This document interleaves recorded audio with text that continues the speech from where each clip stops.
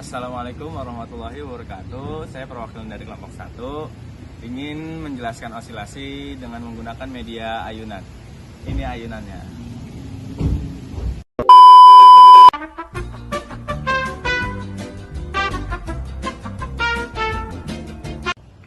Kenalin, saya Damar Agus Nugroho dengan NIM K1C024021. Saya ada Mulia Alifa dengan NIM K1C024102. 3. Nama saya Risma Aryati, NIM K1C024045. Perkenalkan, saya Ilham Heriansyah Fajar dengan NIM K1C024114. Nama saya Muhammad Ilnerdiansyah dengan NIM K1C024012.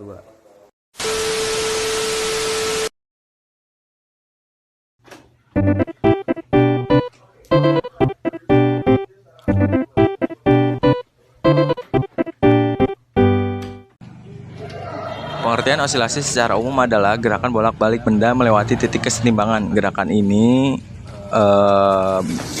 berlangsung secara selang waktu dan memiliki pola yang tetap. Seperti contoh, ayunan yang digerakkan ke depan dan ke belakang, dan juga pegas yang ditarik. Oke, kita masuk ke osilasi harmonik. Osilasi harmonik sendiri merupakan gerakan bolak-balik secara periodik melalui titik kesetimbangan, di mana gaya pemulih selalu mengarah ke titik kesetimbangan dan besarnya sebanding dengan simpangan benda. Baik, teman-teman bisa lihat di simpangan maksimum bandul paling jauh dari titik setimbang, sehingga gaya pemulih paling besar. Karena percepatan searah dengan gaya pemulih, maka percepatannya juga maksimum. Tapi di titik ini bandul sesaat berhenti sebelum berbalik arah, jadi kecepatannya 0. Nah, gaya pemulih sendiri itu dilambangkan dengan Fp sama dengan min M kali G kali sin theta. Dengan keterangan Fp itu gaya pemulih, M massa bandul, G percepatan gravitasi, dan theta itu sudut simpangan.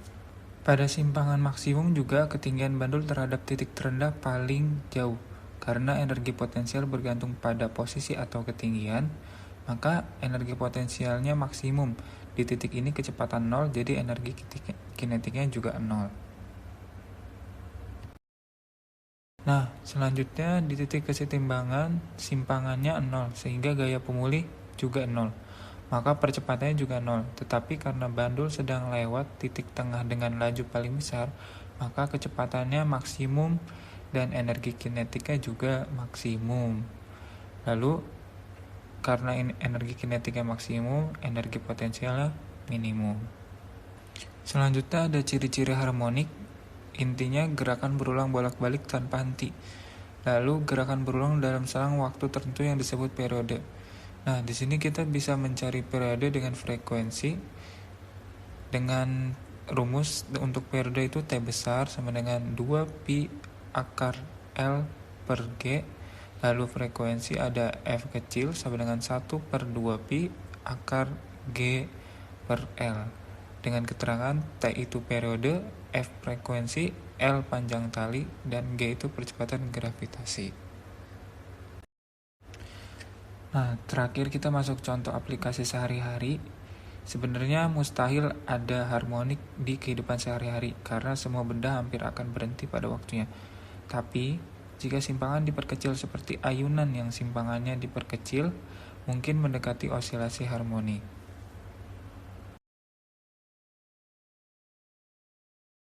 Osilasi teredam adalah gerak bolak-balik suatu sistem yang amplitudenya semakin lama semakin mengecil karena adanya gaya peredam, seperti gesekan atau hambatan udara.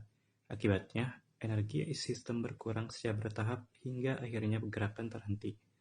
Contoh sederhananya adalah ayunan yang lama-kelamaan berhenti karena adanya gesekan udara atau gesekan pada titik tumpu. Osilasi paksa pada ayunan terjadi ketika Ilham memberikan dorongan periodik secara berulang pada ayunan anak yang sedang bergoyang.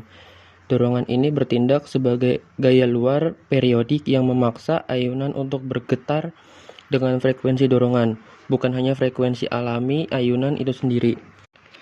Jadi, dapat disimpulkan osilasi paksa adalah jenis getaran atau osilasi pada suatu sistem mekanik yang terjadi akibat adanya gaya luar periodik yang diterapkan secara terus-menerus dari sumber eksternal.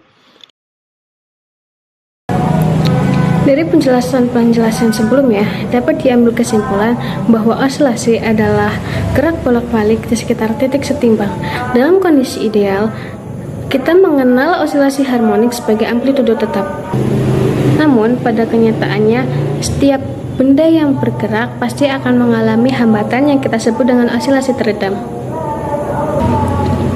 Agar gerak tersebut tetap terjaga, maka diperlukan gaya luar secara berkala yang kita sebut dengan osilasi paksa. Mungkin cukup sekian yang dapat kami sampaikan, kurang lebihnya mohon maaf. Wabillahi taufiq wal hidayah. Wassalamualaikum warahmatullahi wabarakatuh.